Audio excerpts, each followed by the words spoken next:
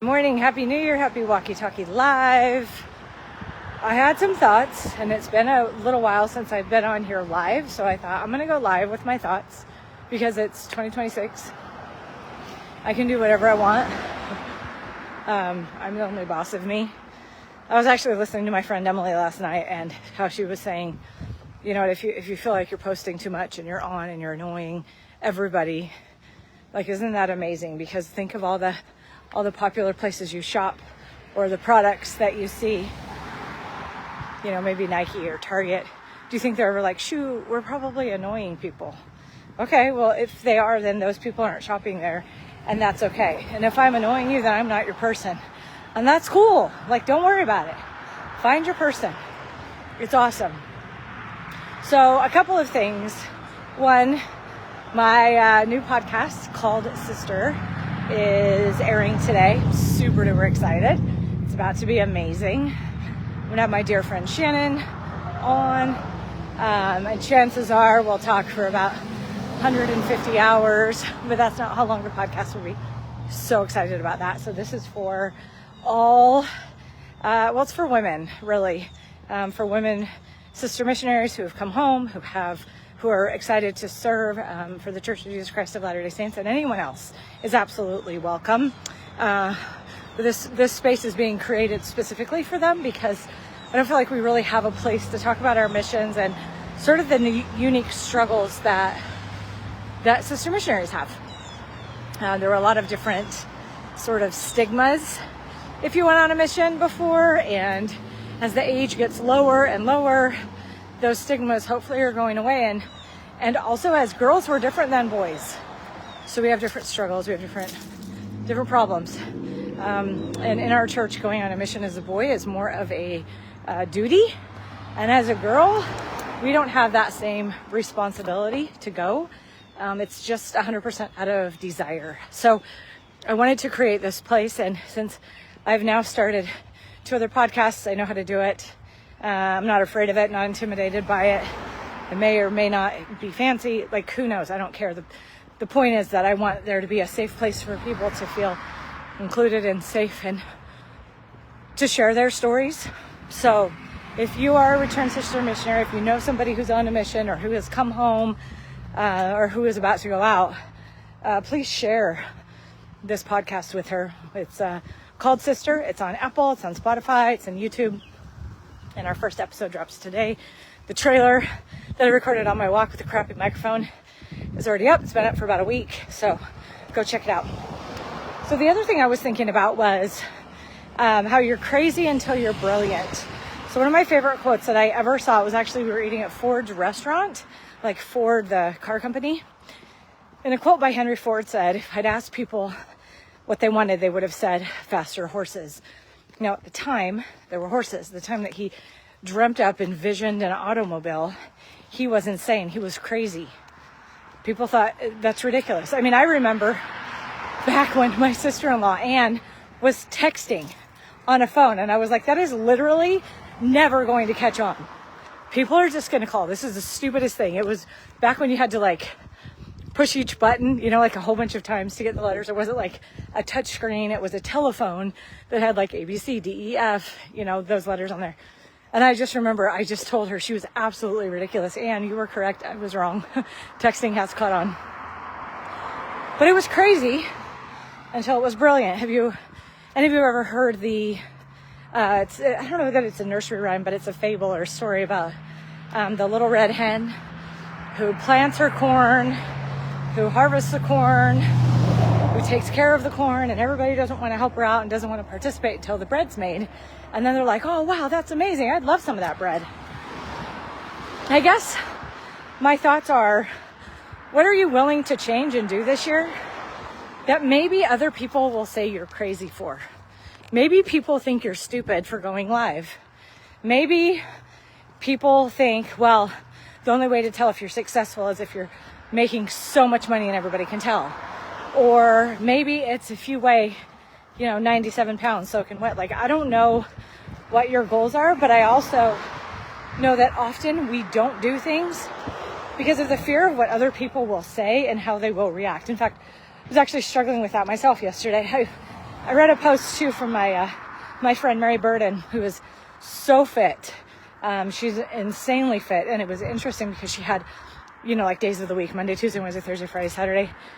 And I won't get it exactly right, but essentially it was like, whoa, I'm jacked. And then Tuesday was, I look ridiculous. Wednesday was, I'm fat. Thursday is, I'm fit. Friday is, I'm crazy. And I think that we tend to think that we're alone in our thinking. That was a lot of things. That I'm the only one who feels this way. That I'm the only one who doubts myself. That I'm the only one who thinks I'm crazy. And then we do something that is maybe a little crazy, a little bit out of our comfort zone, which is why it's uncomfortable and why it's actually called courage. We do something that's scary. And if we get any sort of kickback or anybody sort of validating our fears, then we get freaked out and kind of shut down. One of the things I was thinking about, I've birthed 5 babies, and I did not know how to give birth until I gave birth. And it was scary, and it took courage. And it was one of those things that was like just too bad. Like there was no not having a baby when it becomes that time. And it was interesting to have to do something so hard and so scary. When I left on my mission, I didn't know how to be a missionary. I didn't know how to live in Spain and speak another language, but I did it. And I think that we often sell ourselves short with the things that we have done and accomplished that are incredible. My kiddos are actually on trek right now, a couple of them. It's an experience where you're out in the wilderness and you're hiking, and it's hard and there's no phones, and it really pushes you. And it's over New Year's, and it's a sacrifice. And one was excited to go and one wasn't, and that's okay. And it's so fascinating to me, the things that we do, the things that we experience that are out of our comfort zone. My husband and I love to talk about how we don't really love trials and hard times, because who does? That's why they're called trials are hard. But that's when we grow.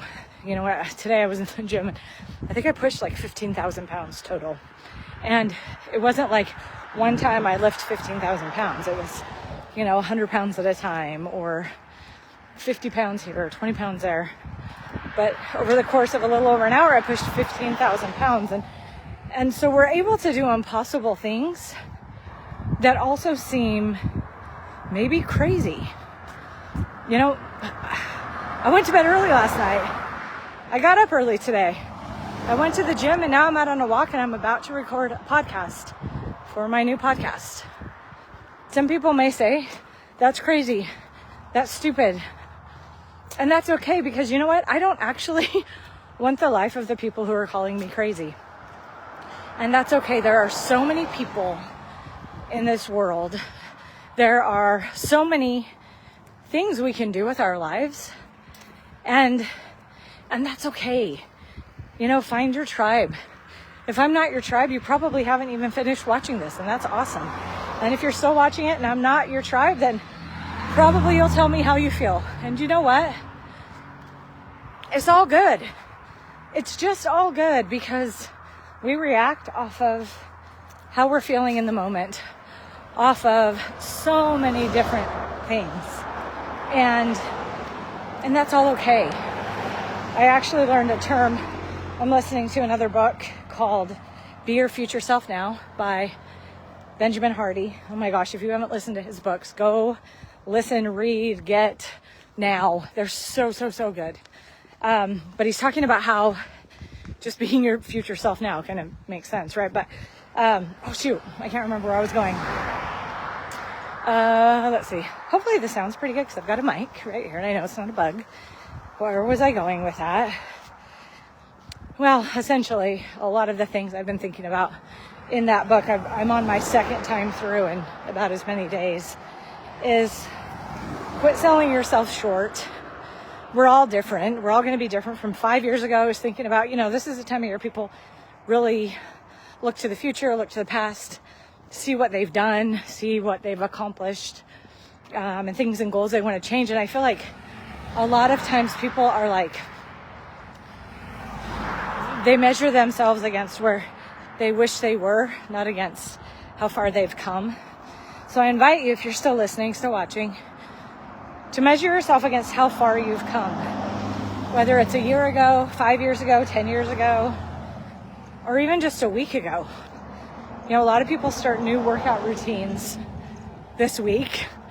And then often, you know, as a fitness instructor, we would know that the first 2 to 3 weeks of January were crazy with new people, and then they'd kind of leave.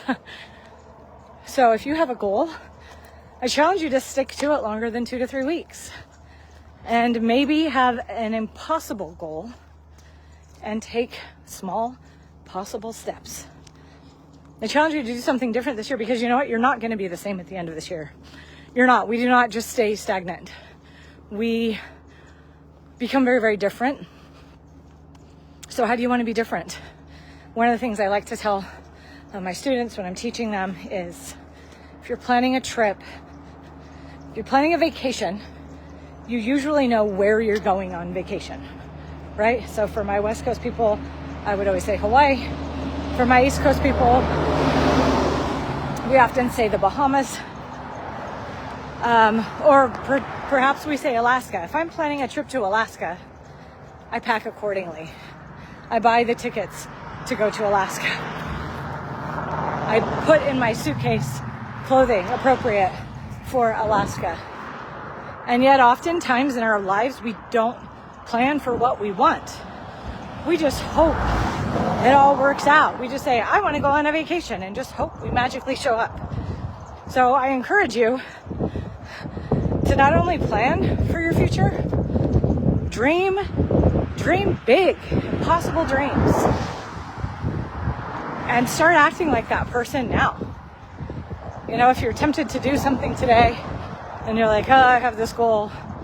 Well, what if you were you in the future who had completed that goal? Would you do whatever it is that you're tempted with today? Would your future self do that now? Benjamin Hardy gives an example of coming home from work and being tired and having little kids and being like, oh, I just don't want to deal. And then he goes, you know what? If I was my future self, I think he said like 20 or 30 years into the future, and I got to come back at this stage in my life right now with my kids, how they are, how would I act? And he acted that way. And he said it was absolutely incredible. So I challenge you to be in the moment, be where you are, enjoy it all, the hard, the good, the bad, the ugly, the beautiful. Just be. And then join me later on my brand new podcast. I remember I'm walking with you. You're so much stronger than you think. And who cares? Haters gonna hate, right? There's your Taylor Swift for today. That's about all the Taylor Swift I know. Doesn't matter. They can go do whatever they want. You change. You're a change maker. So get out there. Make some change. Make 2026 bigger than you thought. Dream. All right? Remember, I'm walking with you. You're stronger than you think. Have the best day. Love you. Bye.